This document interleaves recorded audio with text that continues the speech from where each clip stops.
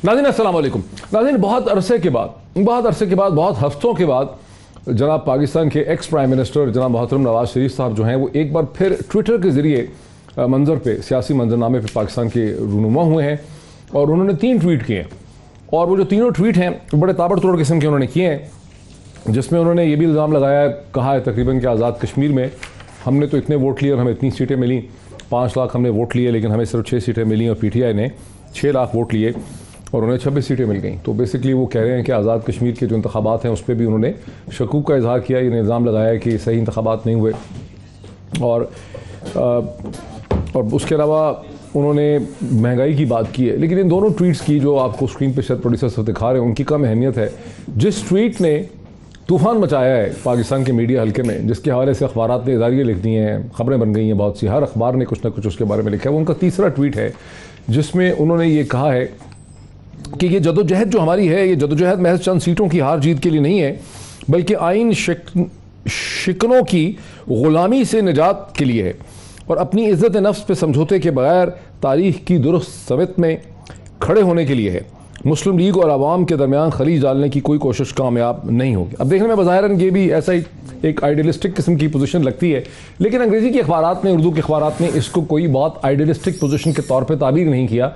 उन्होंने इसका मतलब ये निकाला है कि उन्होंने शहबाज शरीफ साहब को वार्न किया है कि आप जो हुकूमत के साथ, इस्टेब्लिशमेंट के साथ, निज़ाम के साथ रिकॉन्सिलिएशन और समझौते की बात कर रहे हैं, हम वो नहीं होने देंगे और हम तो असूलों के साथ खड़े हैं। ये वो उन्होंने कहने की कोशिश की है और इसके जवाब में जो कुछ नवाज शरीफ साहब ने कहा, इसके जवाब में आप समझ सकते हैं कि पाकिस्तान के इंफॉर्मेशन मिनिस्टर जनाब फवाद चौधरी साहब ने अपनी एक प्रेस ब्रीफिंग की है और उसमें उन्होंने किस तरह से इस चीज़ का जवाब देने की कोशिश की है, उसे ज़रा सुन लें।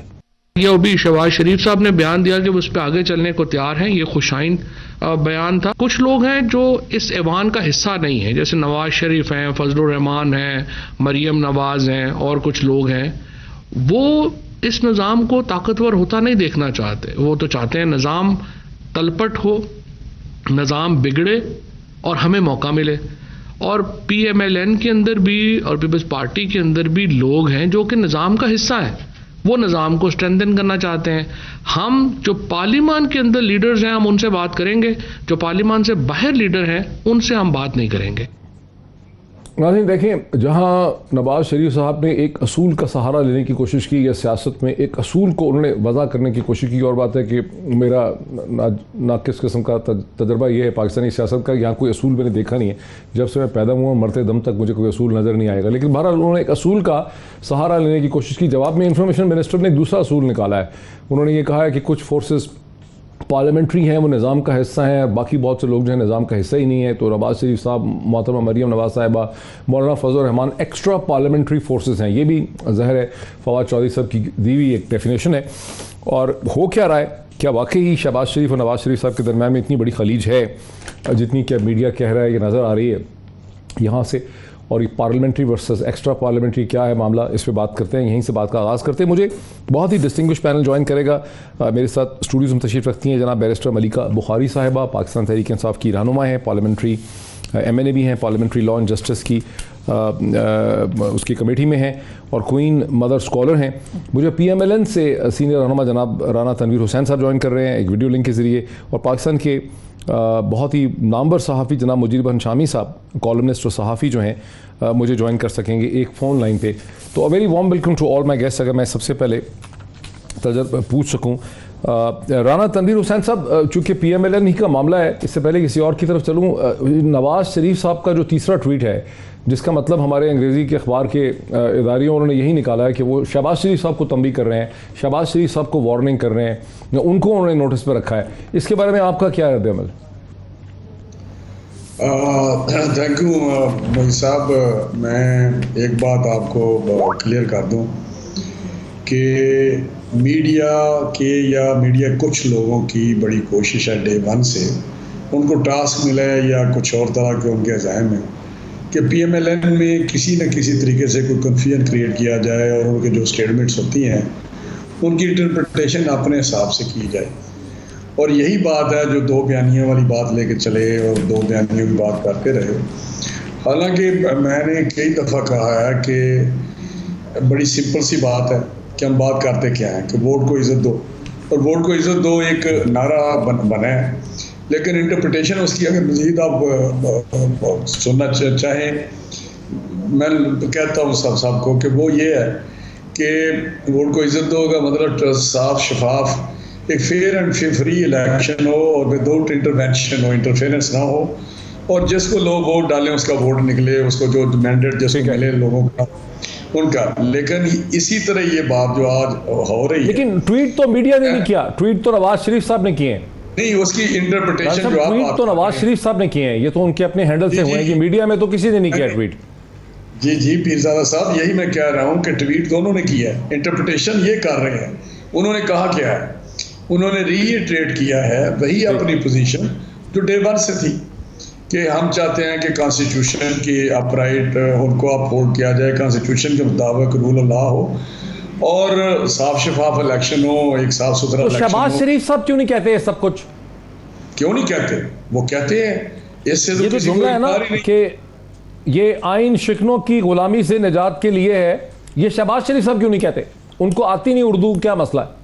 नहीं कोई नहीं, आप इसको कही रहे ना, आप उसको फिर एक एंगल दे रहे हैं, लेकिन आप मेरी बात समझें कि इसी जगह पे रुक जाए कि उन्होंने रीइटरेट किया कि हम जो कॉन्स्टिट्यूशन किया है वो उसकी बहाली के लिए, उसकी पूरी इम्प्लीमेंटेशन के लिए हम स्ट्रगल करेंगे, PMLN स्ट्रगल करेगी।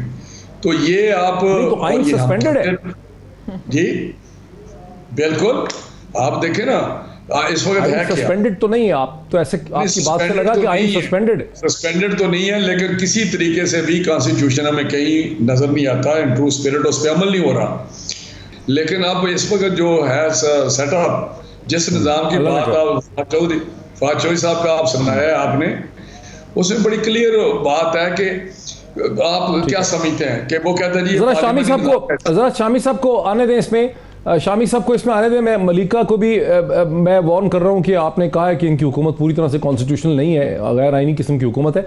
लेकिन शामी साहब ये बातें झूठी बातें हैं, राना साहब ये कह रहे हैं कि ये बातें झूठी बातें हैं, ये मीडिया ने फैलाई हैं। आपको क्या समझ आती है कि नवाज शरीफ और शहबाज शरीफ साहब के सियासी मौक़िफ़ में आपको कोई फ़र्क नज़र आता है या ये बातें झूठी बातें? देखिए, राना शरीफ साहब जो हैं उनका मुझे बड़ा एहतराम है और उन बात में बड़ा वजन होता है, लेकिन इस वक्त वो जो फरमा रहे हैं ना, तो नवाज शरीफ साहब का ट्वीट आया है वो शहबाज शरीफ साहब के इंटरव्यू के बाद आया है। बिल्कुल सही। इसलिए जब मीडिया उसको इंटरप्रेट करेगा तो उसी सियाक सबाक में करेगा।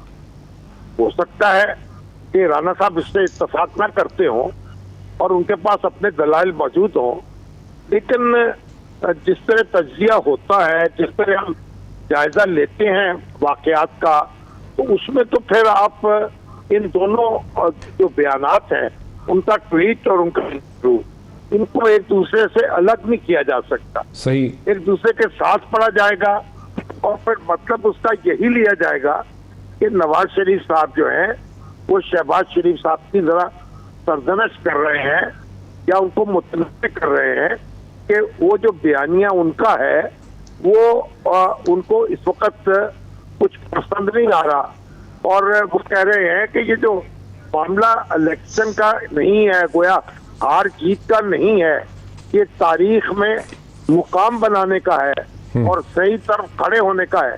तो ये नवाज शरीफ साहब ने एक बात कही है, उसूली तौर पर तो उनकी बात दुरुस्त है कि हमें आइन शिकनी जो है उसके खिलाफ खड़ा होना चाहिए, आइन का साथ देना चाहिए। लेकिन मसला है कि जब आप एक सियासी पार्टी के रहनुमा हो और इंतखाब के जरिए आपको जद्दोजहद करनी हो, तो फिर आपको ऐसा बयानिया बनाना पड़ेगा जो आपको इंतखाबी तवानाई फराहम कर सके। तो शामी साहब, दूसरी जो चीज कही है राना साहब ने, जिसमें वो तहरीक इंसाफ की हुकूमत को गैर आईनी समझ रहे हैं, उसके बारे में आपकी क्या एनालिसिस है? देखिए, तहरीक इंसाफ की हुकूमत पर हो सकती है, गम गुस्से का इज़हार हो सकता है और सियासत में बहुत कुछ कहा जा सकता है, लेकिन इसको गैर आईनी हुकूमत नहीं कहा जा सकता। और सबूत उसका ये है कि खुद राना साहब पार्लियामेंट में मौजूद हैं, वो कौमी असम्बली का हिस्सा है। और अगर देखिए, जब वो कौमी असम्बली का हिस्सा है उसी कौमी असम्बली का जिसके लीडर जो है वो इमरान खान है, कायदे ऐवान वो है, तो फिर उनकी हुकूमत कैसे गैर आईनी हो सकती? वेरी इंटरेस्टिंग शामी साहब, बहुत इंटरेस्टिंग। मेरे साथ रहे जरा, मैं अभी तक मलिका बुखारी राणा साहब मलिका बुखारी को अभी तक हमने बोलने नहीं दिया, लेकिन आप क्विकली अपना कमेंट राणा साहब क्विकली कमेंट कर लें ताकि फिर मलिका आ जाए। गैर आईनी मैं नहीं कहता, मैं कहता हूँ ये हुकूमत ऐन के मुताबिक नहीं चल रही, ऐन के पे अमल नहीं कर रही, ये मैंने बात की है। गैर आईनी तो मैंने नहीं कहा। अच्छा, खुदा न खास्ता गैर आईनी आप दोबारा मेरा चला दें। आइन के मुताबिक नहीं चल रही है, ठीक, आइन के मुताबिक नहीं चल रही है। राणा साहब बेसिकली समझते हैं कि आपकी हुकूमत आइन के मुताबिक नहीं चल रही। अब आप पार्लिमानी सेक्रेटरी भी हैं लॉ एंड जस्टिस की, वैसे भी आप वकील हैं, क्वीन मदर स्कॉलर हैं, बैरिस्टर भी आप हैं, आप क्यों नहीं चल रहे आप आइन के मुताबिक, क्या वजह है? थैंक यू डॉक्टर साहब। देखिए, पहली बात तो ये है कि राणा साहब बहुत ही एक पुराने पार्लियामेंटेरियन हैं और इनसे तवक्को होती है कि ये पार्लियामान को इज़्ज़त देंगे, पाकिस्तान के जमहूरी निज़ाम को तक़वियत देंगे। तो मुझे अफसोस हुआ इनकी ये बात सुनकर। देखिए, पाकिस्तान की आवाम को आपके प्रोग्राम के तवस्सुत से इंटरनेशनल जो मीडिया को देखते हैं लोग हमारे पाकिस्तान के अंदर, उनको बावर करना चाहते हैं कि पाकिस्तान के अंदर आइन के मुताबिक पार्लियामान चल रहा है, पाकिस्तान के अंदर जमहूरियत आगे बढ़ रही है, पाकिस्तान के हर शहरी को अपने आइनी हुकूक मिल रहे हैं और पाकिस्तान के अंदर जमहूरियत का जो तसलसल है वो भी आगे बढ़ रहा है। क्योंकि देखिए ना, डेमोक्रेसी जो है वो मजबूत हुई है। 3 ऐसे इक़्तिदार आए हैं जहाँ एक जमहूरी पार्टी ने अपने इक़्तिदार को ख़त्म किया और आगे पास ऑन किया, तो जमहूरियत आगे बढ़ रही है। तो राणा साहब की इस बात से बिल्कुल भी इत्तेफाक नहीं करते और अफसोस हुआ मुझे इनका जो ये तज्जिया है इसको सुनकर। शामी साहब की बात बिल्कुल ठीक है कि आप एक पार्लियामान का हिस्सा हैं, उस पार्लियामान के अंदर आप आइन के तहत मेंबरान पार्लियामेंट इलेक्ट होकर आए हैं, आपने हल्फ लिया है पाकिस्तान के अवाम के हकूक़ की पासदारी करने का। तो कैसे गैर आइनी हुआ ये अमल? आइन के ऐन मुताबिक है और जमहूरियत आगे बढ़ रही है। जहाँ तक आपने बात की नवाज शरीफ के ट्वीट की, साबिक नाअहल वज़ीर आज़म जो सियासत से हमेशा के लिए बाहर हो चुके हैं, आपने उनके ट्वीट की बात की। उन्होंने कहा ज़ाहिर है वो अपने आप को पॉलिटिक्स का हिस्सा समझते हैं, आप लोग समझते हैं कि वो बाहर हो गए। नहीं, देखिए हकायक ये है ना कि वो आइन शिकनों की बात कर रहे हैं कि आइन शिकनों की गुलामी नहीं करना चाहते। तो आइन के मुताबिक कौन नाअहल है? किसके बारे में आला अदालत ने कहा है कि आप नाअहल हैं, आप सादिक और लीगल पोजीशन है, पॉलिटिकल नहीं है। नहीं, लेकिन पॉलिटिकल पोजीशन वही। देखिए, आइन के अंदर एक चीज वाजे है, 62 और 63 में लिख दिया है कि ये हैं वो दायरे जिनके मुताबिक आप पाकिस्तान के अंदर मेंबरान पार्लियामेंट बनने के लिए अहल हैं। कह दिया कि साबिक वजीर आज़म, 3 दफ़ा के मुंतखब साबिक वजीर आज़म, पाकिस्तान की आला अदालत ने कह दिया अहल नहीं है। तो ये किसके बारे में कह रहे हैं कि कौन आइन शिक है? आप तो आइन के जाविये के अंदर आते ही नहीं हैं। देखिए ना, लीगली और पॉलिटिकली भी आप तो इस काबिल नहीं हैं। तो बेसिकली नवाज शरीफ साहब जो आर्गुमेंट कर रहे हैं वो भी एक आपने उसका भी एक निकाल लिया उसमें से। वो तो एक जमहूरी पार्टी की सरबराही भी नहीं कर सकते और हमें आज बता रहे हैं, दर्ज दे रहे हैं कि आइन को कैसे चलना है। देखिए, इनकी सारी सियासत अफसोसनाक है डॉक्टर साहब, अफसोसनाक है। सारी सियासत इक़्तिदार की जंग के लिए है और उस इक़्तिदार की जंग के लिए ये पाकिस्तान के जो आईनी इदारे हैं उनको कमज़ोर कर रहे हैं और उनको कमज़ोर करने से जमहूरियत कमज़ोर हो रही है। और इनका ये जो बयानिया है ना इदारों के खिलाफ, ये इनको इस वक्त लग रहा है कि उसको शायद इनके हलकों में पजीराई मिल रही है, लेकिन पाकिस्तान की आवाम उस बयानिए को बारहा मुस्तरद कर शामी साहब चूंकि पहले पार्ट में मेरे साथ थे, उनको मैं एक दफ़ा ले लूँ। शामी साहब, ये एक दिलचस्प किस्म का यहाँ पे मामा है। वो मामा ये है कि कानूनी तौर पे, आइनी तौर पे तो नवाज शरीफ साहब जो है वो प्रोसेस से बाहर हो गए हैं। जब तक ये निज़ाम खड़ा है, जब तक ये अदालतें खड़ी हैं, इनकी अथॉरिटी है, तो ऐसा लगता है कि नवाज शरीफ साहब इस पॉलिटिकल प्रोसेस से हमेशा के लिए बाहर हो गए, अनलेस के सारा सिस्टम ही चेंज हो जाए। दूसरी तरफ नवाज शरीफ ये कह रहे हैं कि जो चीज़ें हो रही हैं ये आइनी नहीं है और पॉलिटिकली तौर पर वो रेलेवेंट हैं। उनके ट्वीट को भी हज़ारों लोग रीट्वीट कर रहे हैं, उनकी साहिबजादी जो है वो बड़े क्राउड पुल करती हैं। इस पे इसको कैसे समझाएंगे आप हमें कि ये डायकोटमी क्या है? देखिए डॉक्टर साहब, ये बात दुरुस्त है कि नवाज शरीफ साहब के खिलाफ फैसले आ चुके हैं अदालत से, लेकिन उनकी अपीलें अभी तक ज़ेर समाअत है और यानी सुप्रीम कोर्ट से उनका फैसला होना है। तो इसलिए आप उनको ये कह सकते हैं कि वो अभी प्रोसेस में हैं, लेकिन इससे कतई नज़र कि वो खुद इंतखाब में हिस्सा ले सकते हैं या नहीं ले सकते। लेकिन वो एक बड़ी पार्टी के कायद हैं और वो पार्टी उनकी बात सुनती है और उनकी एक बड़ी कॉन्स्टिट्यूएंसी मौजूद है, इस बात का इनकार नहीं हो सकता। तो इस मुल्क की पॉलिटिक्स को वो इन्फ्लुएंस करते हैं और उनकी राय की एक अहमियत होती है, ये बात अपनी जगह वजन रखती है। सही। और जहाँ तक आइन शिकनी का ताल्लुक है और आइन शिकनों की गुलामी न करने का ताल्लुक है, असूली तौर पर तो ये बात भी दुरुस्त है कि आइन शिकन जो है उनकी गुलामी नहीं करनी चाहिए, आइन शिकनी जो है उसको कबूल नहीं करना चाहिए। लेकिन इस वक्त जो सूरत है कि ये आइन के ताबे एक हुकूमत कायम है, वो आइन पर अमल नहीं कर रही या कर रही है, इस बारे में अपनी अपनी तनकीद हो सकती है, अपनी राय हो सकती है। और खुद मौलाना फजलुर रहमान ने जब इंतखाब के बाद ये कहा था कि हमें असम्बलियों से अलग हो जाना चाहिए और हमें इस हुकूमत को तस्लीम नहीं करना चाहिए, तो नवाज शरीफ साहब ने उनकी इस राय से इख्तलाफ किया था और उन्होंने कहा था कि हमें असेंबलियों में बैठना चाहिए। शामी साहब, लेकिन इसको हम कैसे एक्सप्लेन करें कि नवाज शरीफ साहब जो हैं वो इस आइन के तहत चलने वाली अदालतें उनको बुला रही हैं और वक्त पे वक्त गुजर चुका है, साल डेढ़ गुजर गया है, लेकिन वो आए नहीं है। सो बेसिक वो प्रोसेस जो है लॉ का उसको उन्होंने रोक के रखा हुआ है, उसको मंतकी इंजाम तक वो नहीं जाने देते, वो इंतजार कर रहे हैं कि सियासत बदल जाएगी। तो इसको फिर कैसे हम कानूनी एक्सप्लेन करेंगे?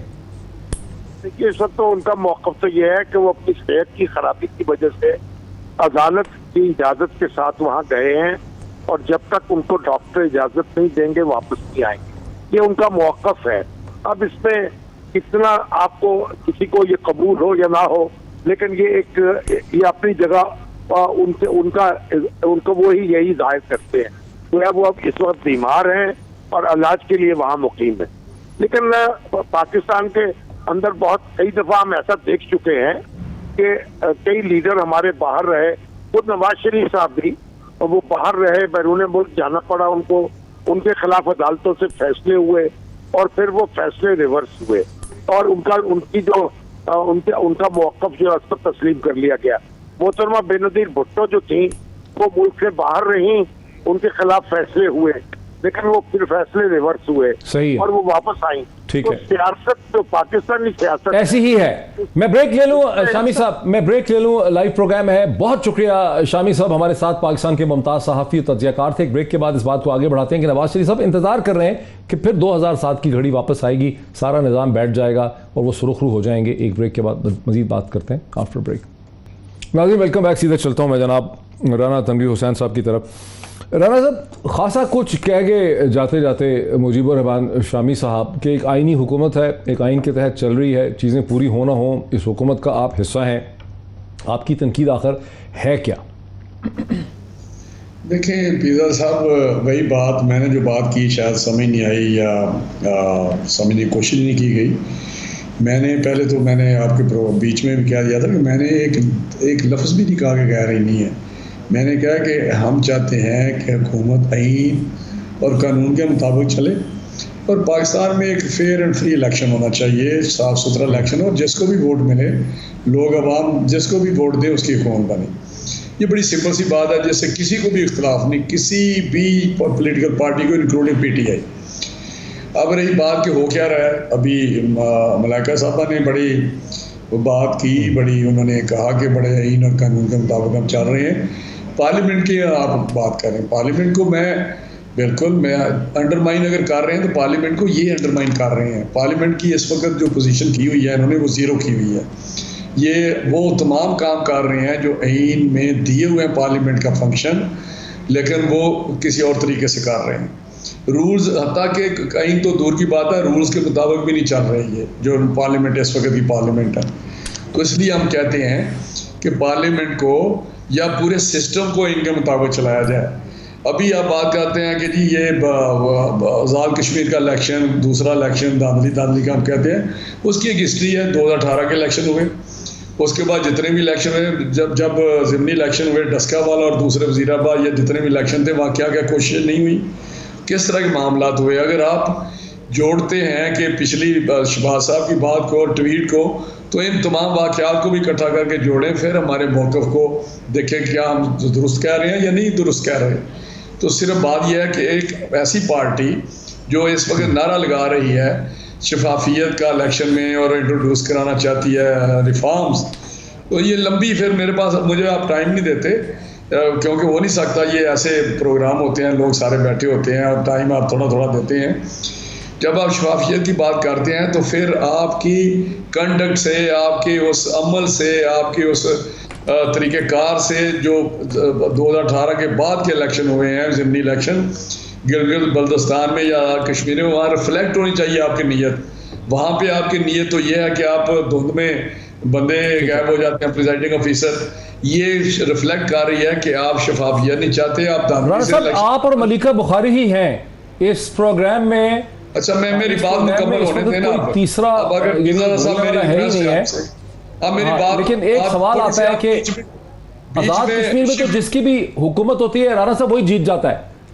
नहीं, मेरी बात सुने, ये जो मिथ है ना, या ये एक आपने बनाया हुआ है, ये जीत जाती है, लेकिन अब वो टाइम नहीं है। अब लोगों में अवेयरनेस है, अब लोगों में शऊर है, लोग देखते हैं कि कौन सी, और पीटीआई की परफॉर्मेंस जो 3 साल किया उसको देख के कोई उसको वोट देने को तैयार नहीं। तो मैं समझता हूँ आज़ाद कश्मीर में भी क्या इनके जलसे में जाने से लोगों को किसने रोका था? प्राइम मिनिस्टर का जलसा था बाग में, तो हम बाग में जो जलसे का हाल था वो मैंने तो टीवी पे देखा है, एक प्राइम मिनिस्टर का लेवल का जलसा और वहाँ पे इस तरह हो कि जिस तरह एक काउंसलर का जलसा हो रहा है। तो ये लंबी कहानी है, आप इसको इस तरह ना देखें कि जिस तरह गवर्नमेंट देखती है चीज़ों को या चीज़ें वो करना चाहती है। हमारा मौका बड़ा वाज़ेह है। ठीक है, अगर मलिका बुखारी साहब को एक सिर्फ मलिका साहब एक मुझे बात करने दें, ये जो मलाइका साहब बात कर रही हैं कि हम इक़्तिदार चाहते हैं, तलपट करना चाहते हैं, अगर हम इक़्तिदार के भूखे होते तो इनके अपने वज़रा ने कहा है कि 2018 में भी इनकी हुकूमत होती अगर ये फला काम ना करते। तो आपको भी पता है अगर प्राइम मिनिस्टर कभी हुकामा पे डिस्क्वालीफाई होता, क्या शहबाज शरीफ साहब की स्टेटमेंट है ये जी, क्या कहा? ये शहबाज शरीफ साहब ने का स्टेटमेंट है, जिन्होंने इंटरव्यू हालिया इंटरव्यू दिया है, उसमें शहबाज शरीफ साहब ने कहा है, जाशाह साहब, ब्रिगेडियर जाशाह साहब, उन्होंने भी कहा था आपके प्रोग्राम में, किसी टीवी प्रोग्राम में उन्होंने कहा था। मलिका बुखारी साहबा को आप जवाब देने दीजिए, बिकॉज आपने खासा मौक़िफ़ एक्सप्लेन किया। मलिका बुखारी साहबा जवाब दीजिए। देखिए, 2-3 अहम इशू से बात करते हैं। पहली बात तो ये कि इसमें कोई दो राय नहीं है कि कोई भी जमहूरी पार्टी पाकिस्तान के अंदर आईनी तकाज़ों के खिलाफ बात नहीं करेगी। सब आइन के पाबंद है, पाकिस्तान का हर शहरी आइन का पाबंद है, तो इसमें तो कोई दो राय नहीं है। जहाँ तक आइनी तकाज़ों की बात हुई कि आइनी तकाज़ों के मुताबिक पाकिस्तान तहरीक इंसाफ हुकूमत नहीं चला रही, देखिए पाकिस्तान के आइन की सरपरस्ती करते हैं आला अदालत के मोहतरम जजेस, और इस वक्त मैं नहीं जानती कि पाकिस्तान के आला अदालत, अदालत उज़्मा के अंदर कोई ऐसी पिटिशन ज़ेरे गौर है जिसमें कहा गया है कि पाकिस्तान तहरीक इंसाफ आइनी तकाज़ों को पूरा नहीं कर रहे, इसलिए आप इसके ऊपर नोटिस लीजिए। आज़ाद अदालतें हैं, कह रहे हैं कि प्राइम मिनिस्टर के जलसे खाली थे, मरियम नवाज साहिबा के जलसे भरे हुए थे, उस पे आ जाते, उनको 5 लाख वोट मिले हैं जो नवाज शरीफ साहब ने कहा है, उनको 6 सीटें मिली हैं, आपको 6 लाख वोट मिले हैं, 26 सीटें मिल गई हैं, इस तरह की बातें कर रहे हैं। देखिए, बात यह है कि एक तो आइनी तकाज़ों की बात हुई कि हम कोई आला अदालत की सरपरस्ती करते हैं आइन की, और वो ये नहीं कहते कि पाकिस्तान तहरीक इंसाफ की हुकूमत आइन के खिलाफ हुकूमत करी। पहली बात तो ये। दूसरी बात तो मान लिया उन्होंने। दूसरी बात आपने की कि जी फैसले होते हैं और फिर बाद में फैसले तब्दील होते हैं। देखिए, एक बात वाज़ेह कर दें आपके प्रोग्राम के तवस्सुत से कि ये आमिर का दौर नहीं है, एक जमहूरी हुकूमत है, पाकिस्तान की अदालतें आज़ाद हैं और आज़ाद अदालतें फ़ैसले दे चुकी हैं। लेकिन इस्लामाबाद हाई कोर्ट का फैसला है, उन्होंने उसके अंदर ये कहा कि नवाज शरीफ को मौके मुयस्सर थे कि उनका एक फेयर ट्रायल हो सके, शवाहिद पेश कर सके, गवाहान को पेश कर सके। तो आपका ये जो बयानिया है कि हमारे साथ नाइंसाफ़ी हुई है, आप पूरे अदल के निज़ाम के ऊपर सवालिया निशान उठाते हैं, और ये भी पाकिस्तान की जमहूरियत के लिए ठीक नहीं। लास्ट बात आपने की, ये कहते हैं कि हमारे पास इतने वोट्स थे, आपके पास इतने वोट्स थे। देखिए ना, अब इनको कैसे समझाएं कि वोट्स के तनाज़ुर से सीट्स का अगर आप हवाला दें तो आप 2018 के जो इलेक्शन हैं, उसके इससे पहले जो इलेक्शन हुए AJK में, उसका मवाजना कर ले कि कितने वोट्स थे। 3 सियासी पार्टीज PTI, MC और एक और पॉलिटिकल पार्टी को मिलाकर उनके पास 3 लाख से ज़ायद वोट से आपसे कुछ कम ही वोट थे, और सीट्स के तनाज़े के अंदर बहुत कम थे। तो ये जो आप कंपैरिजन ड्रॉ कर रहे हैं, ये ठीक नहीं है। पहली बात तो ये। अब आपने कहा कि धांधली हुई है। आपके पास 31 सीटें थी पाकिस्तान मुस्लिम लीग नवाज के पास, आपने वहां पर हुक्मरानी की 41 में से डायरेक्टली इलेक्टेड 41 में से 31 सीट थी, जो आपने 31 सीटों में से 6 सीटों को जो सफर तय किया है पिछले 5 सालों में, ये आपकी नाकिस गवर्नेंस है, ये आपकी बुरी कारकर्दगी है। आपने 5 साल आज़ाद जम्मू एंड कश्मीर की आवाम को कायल क्यों नहीं किया कि हम ही वो पार्टी हैं जो बरसरे इक़्तिदार रह सकते हैं। आप वहां गए, आपने वहां इंतशार की सियासत की। आपका क्या बयानिया था इदारों के खिलाफ? एक फर्द वाहिद वज़ीर आज़म पाकिस्तान को तनकीद का निशाना बनाया। मोदी की RSS आइडियोलॉजी के ऊपर बात नहीं की। जो मजालिम ढाए जा रहे हैं मकबूजा जम्मू एंड कश्मीर में, उसके बारे में बात नहीं की। कश्मीर के इशू के ऊपर भी वजाहत पेश नहीं की। तो आप क्या समझते थे कि आप उन लोगों को तनकीद का निशाना बनाएंगे जो पाकिस्तान की सालमियत के मुहाफिज हैं? तो आज़ाद जम्मू एंड कश्मीर की आवाम क्या आपको वोट दे देंगे? आपको मुस्तरद कर दिया, इसको मान लीजिए। बैरिस्टर मलिका बुखारी साहब ये कह रही हैं दरअसल हकीकत कि हुकूमत आपकी थी 5 बरस से, 2016 के बाद से 31 सीटें आपकी डायरेक्टली इलेक्टेड थी। हुकूमत आपकी, प्राइम मिनिस्टर आपका, ब्यूरोक्रेसी आपकी, वहाँ पर इंटरिम गवर्नमेंट बनी कोई नहीं। परफॉर्मेंस चूँकि आपकी नहीं थी इसलिए आप वहाँ पे इलेक्शन हार गए। मतलब हुकूमत भी आपकी थी, इंटरिम गवर्नमेंट और इंटरिम सेटअप भी नहीं था। पिज़ा साहब मैं बताऊं, यही तो जो मलिका बुखारी कह रही हैं, यही तो हमारा एक मसला बना हुआ है कि जो कुछ नज़र आ रहा है वो है नहीं है। अभी मैं कहता हूं कि ये लोग जो आप बात कर रहे हैं कि किसने रोका हुआ था कि आप PTI के जलसों में ना जाएं, कश्मीरियों को, आज़ाद कश्मीर के लोगों को, और मरियम नवाज़ के जलसों में जाएं। ये तो देखिए, ये इलेक्शन में होती क्या चीज़ें नज़र आती हैं कि ये भी हम अपने इलेक्शन जब कंटेस्ट करते हैं जनरल इलेक्शन में, तो वहाँ पे ये होता है कि यार हमारे जलसों में मोबिलाइजेशन बेहतर तरीके से हो रही है और हमारे जलसे बड़े इंप्रेसिव होते हैं या वेल अटेंडेड होते हैं। तो ये चीज़ें इलेक्शन में नज़र आ रही होती हैं। बाकी रही बात है इनकी कि जी ये कहते हैं कि हम आईन और कानून के मुताबिक चल रहे हैं। साहब जलसों पे तो फैसला नहीं होता ना इलेक्शन का। नहीं जलसों में तो फैसला कभी भी नहीं होता ना इलेक्शन का। साइन सारी पार्टियां बंदे इकट्ठे कर लेती हैं। नहीं इकट्ठे करते हैं जिनके पास प्राइम मिनिस्टर पाकिस्तान ने इकट्ठा किया है, उनका ये हमारी गवर्नमेंट थी। हमारी गवर्नमेंट वहां पे राना साहब कता कलामी माफ, राना साहब 2013 जी मैं राना साहब 2013 में पाकिस्तान तहरीक इंसाफ से बड़े जलसे किसी ने नहीं किए थे, लेकिन हमारी क्या उतनी सीटें आई? तो बड़े जलसे हमसे बेहतर कोई नहीं कर सकता। जलसों में हकीकी मायनों में सीट लेने में बहुत फर्क होता है। ये आप बड़े सियासतदान हैं, आप समझ लीजिए कि आप इस तफरीक को समझिए। अगर आप इस तरह जवाब देंगी तो मेरे हल्के में तो 2013 में जमानत जब्त हो गई थी और वहां पे 1,10,000 वोट आपको पड़ गया तो इस इलेक्शन में। वो किस तरह पड़ गया? लेकिन मैं आगे बढ़ता हूँ। पीरजादा साहब, मुझे ये बताएं कि चीफ सेक्रेटरी किसके तहत होता है, कौन लगाता है? IG आज़ाद कश्मीर के कौन लगाता है? ये मत बात करें कि क्या हुआ वहाँ पे, क्या नहीं हुआ, किस तरह ये सारा सिलसिला चला है। ये सबको पता है कि वहाँ पे किस तरह के इलेक्शन हुए हैं। लेकिन जो मैं बात करने लगा हूँ, जो इलेक्शन कमीशन या सुप्रीम कोर्ट कोई भी अदालत इनके खिलाफ कोई थोड़ी सी बात करती है तो जिस तरह रिएक्शन इनकी तरफ से आता है, जिस तरह ये उसको अंडरमाइन करते हैं। इलेक्शन जब दस्का का नोटिस लिया गया इलेक्शन का, बाई इलेक्शन का, जो गद बनाई इन्होंने इलेक्शन कमीशन की प्राइम मिनिस्टर पाकिस्तान ने, वो आपके सामने है। सुप्रीम कोर्ट अगर कोई बात करती है तो फिर मानते नहीं है इसको। बिल्कुल एक ब्रेक ले लूं मैं राणा साहब एक ब्रेक ले लूं और फिर ब्रेक के बाद दोबारा वापस आते हैं शहबाज शरीफ और नवाज शरीफ साहब की तरफ आफ्टर द ब्रेक। नाज़रीन वेलकम बैक। बात को आगे बढ़ाते हैं।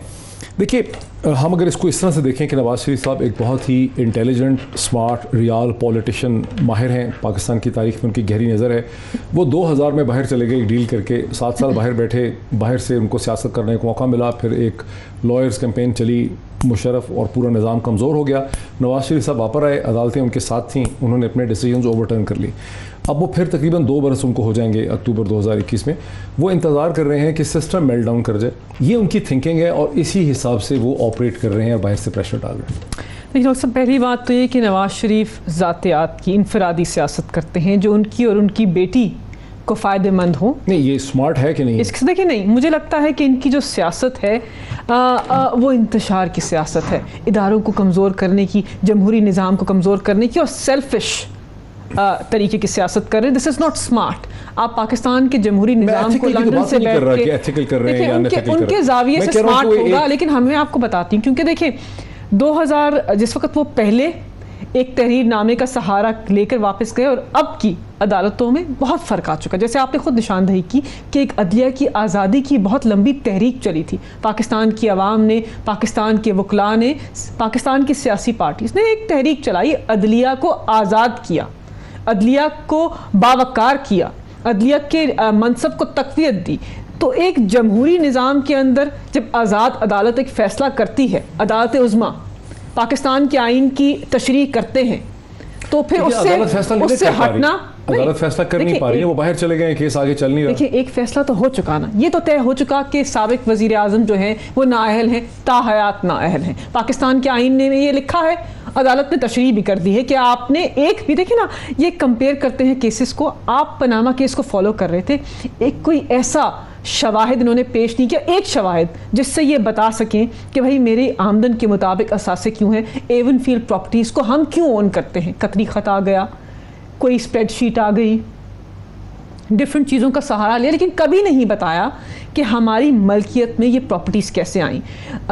आज़ाद अदालत ने फ़ैसला दिया है। मेरे मुताबिक, मैं एक वकील हूँ, एक कानूनदान हूँ, जितना मैं आइन को समझती हूँ, अदालत को देखा है मैंने पिछले एक डेकेड में, मुझे नहीं लगता कि पाकिस्तान की आला अदालत अपने फ़ैसले को किसी की प्रेशर डालने पे, किसी के लेकिन जब सियासत बदल जाती है तो अदालत तो फिर क्या करती है? जब पॉलिटिक्स ही बदल जाती है मुल्क की, तो अदालतें तो सियासत के रहमो करम पे है इस मुल्क में। नहीं, मुझे नहीं लगता। अच्छा। मुझे नहीं लगता कि पाकिस्तान की अदालतें सियासतदान के रहमो करम पे हैं, वो आज़ाद हैं, निज़ाम के आइन के मुताबिक फैसले करते हैं, कानून के मुताबिक फैसले। राना साहब, मैं तो ये कह रहा हूँ कि नवाज शरीफ साहब बहुत इंटेलिजेंट हैं, बड़े ज़हीन हैं, रियाल पॉलिटिक के बाहर हैं, पाकिस्तान की सियासत पे 30-35 बरस की उनकी नज़र है। वो इंतज़ार कर रहे हैं कि कुछ जब सियासत ही बदल जाएगी, निज़ाम ही मेल्ट कर जाएगा, ताकतें कमज़ोर हो जाएंगी, तो जो सुप्रीम कोर्ट के बेंच भी तब्दील हो रहे हैं, सब कुछ हो रहा है, फिर वो वापस आएंगे और रिलीफ ले लेंगे। ये उनकी थिंकिंग है, ये उनकी हिकमत अमली है, इस पर वो काम कर रहे हैं, इसीलिए वापस भी नहीं आते। पीरज़ादा साहब, मलिका, फिर वही बात आ जाती है कि जिन चीज़ों को वो दुरुस्त समझती हैं, हम उनको गलत समझते हैं। ये एक हमारा एक उस पर क्या समझ लें कि ना उस पर इत्फाक नहीं है उन चीज़ों पे। ये कहते हैं कि अदालतें जो फ़ैसले हैं वो बड़े सही फ़ैसले हैं। जो पनामा को टेकअप किया इन्होंने, चले पनामा को उन्होंने देखा, जिस तरह भी देखा, जिस एंगल से भी देखा, सिर्फ एक बंदे का केस देखा, 300 की लिस्ट थी, लेकिन कोई एक दूसरा बंदा उसमें नहीं बता सकते जिसको पनामा में उन्होंने बुलाया हो या बात की हो। दूसरी बात यह है कि पनामा से हुआ सफ़र और ख़त्म हुआ अकामा पे। अकामा आपके सामने है कि जिस तरह का कहीं जिक्र ही नहीं, वो उस बात का सारे अफसाने में जिक्र ही नहीं था, जिस पे जाके बात रोकी और लाइफ इम्प्रिजन और लाइफ डिस्क्वालिफिकेशन हो गया। ये सारी दुनिया को तो पता है। आप मेरी बात की तायीद कर रहे हैं कि नवाज शरीफ साहब समझते हैं कि गलत फैसले हुए हैं, वो इंतजार कर रहे हैं, पाकिस्तान से इसीलिए चले गए हैं कि अभी अगर अपीलें करते तो रिजेक्ट हो जाती, वो वक्त का इंतजार कर रहे हैं कि माहौल बदलेगा सियासी, मैं आऊँगा एक नए हालात में, मैं रिलीफ ले लूँगा, इसी चीज़ का वेट कर रहे हैं। ये देखें, ये आपको शायद पता होगा, मैं भी यही कह रहा हूँ। मुझे तो ये पता है कि वो बीमार थे, वो हॉस्पिटल लाए गए। अच्छा। हुकूमत नहीं लाए, हुकूमत का ही, पंजाब में इनकी हुकूमत है, फेडरल की गवर्नमेंट है, वहाँ पे उनके टेस्ट होते रहे। इनके अपने डॉक्टर जो आजकल स्पेशल असिस्टेंट हैं शौकत सुल्तान साहब, वो भी उस बोर्ड में इन्वॉल्व थे, शौकत खानों में उस वक्त। फिर कराची से शमसी आए, मलिका को सारा पता है, 10-11 का बोर्ड था, रोज़ाना फैसल सुल्तान और एक शमसी साहब भी आए थे कराची से, इन्होंने लाए। और वहाँ पे सारे इनकी प्रोविंशियल मिनिस्टर रोज़ाना प्रेस कॉन्फ्रेंस करती थी, और अदालत ने और हुकूमत ने खुद भेजा उनको, और वहाँ पे वो इलाज के लिए गए हैं। जब तक इलाज उनका मुकम्मल नहीं होता, जब तक डॉक्टर उनको इजाज़त नहीं देते, वो नहीं है। 2 साल हो गए? नहीं, बिल्कुल हो गए हैं, लेकिन बाद ये जो उनके जो असल प्रोसीजरल जो कॉम्प्लिकेटेड प्रोसीजर हैं उनके होने हैं, 2-3 प्रोसीजर होने हैं जो मुझे पता है। जिस तरह आप एक कर रहे हैं कि जी मुझे जो तो आपका ख्याल है, मुझे जो इन्फॉर्मेशन है वो ये है कि जब तक कोविड आ गया, वो 1.5-2 साल तो उसी में गुजर गए। जब तक उनके वो प्रोसीजर नहीं होंगे, उनकी डॉक्टर इजाज़त नहीं देंगे, वो यहाँ नहीं आएंगे। बाकी वो मेडिकल रिपोर्ट अपनी जमा करा रहे हैं अकॉर्डिंग टू द जजमेंट, फैसला कि वो जहाँ रजिस्ट्रार के पास या जिसके पास भी हुक्म है वो जमा करा रहे हैं, कभी भी किसी ने क्वेश्चन नहीं किया।